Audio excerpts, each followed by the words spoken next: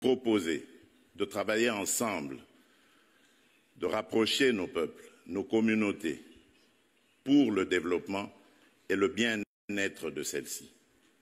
À aucun moment, je n'ai affiché une attitude belliqueuse, quelle qu'elle soit, à l'égard du Rwanda ou de l'Ouganda ou d'un autre de nos 9 voisins. Aujourd'hui, nous vivons cette situation et nous sommes les deux seuls capables d'arrêter cette escalade. Je le dis en prenant à témoin le président João Lourenço, notre président actuellement de l'Union africaine, dont je rends d'ailleurs un hommage particulier pour son implication dans cette crise et qui, comme vous le savez, était à quelques encablures de la régler définitivement. Mais malheureusement, sans aucune raison, en tout cas je n'en ai jamais entendu jusqu'à ce jour, vous avez boycotté cette cérémonie alors que nous étions à 98% déjà de recouvrer une paix durable. Mais il n'est pas trop tard pour bien faire.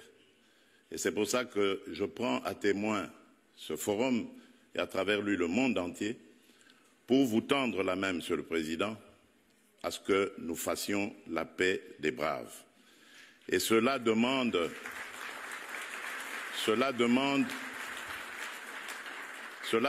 que vous donniez l'ordre aux troupes du M23 qui sont soutenues par votre pays d'arrêter cette escalade qui a fait suffisamment de morts comme ça.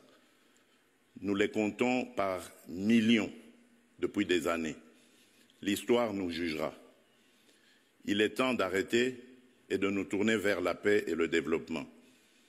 Je remercie le président Cyril Ramaphosa qui est venu à nos côtés, qui n'a pas hésité à envoyer ses troupes, dont d'ailleurs certains éléments sont tombés sur le champ d'honneur dans notre pays, au front, ce qui nous oblige à rester définitivement reconnaissants envers la République d'Afrique du Sud et des autres républiques sœurs de Tanzanie et de Malawi qui avaient aussi contribué à des troupes.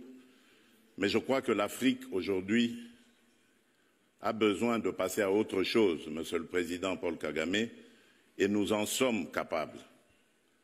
Prenons simplement le courage de nous regarder en face, de dire ce qui ne va pas et de prendre les décisions les bonnes pour nos populations.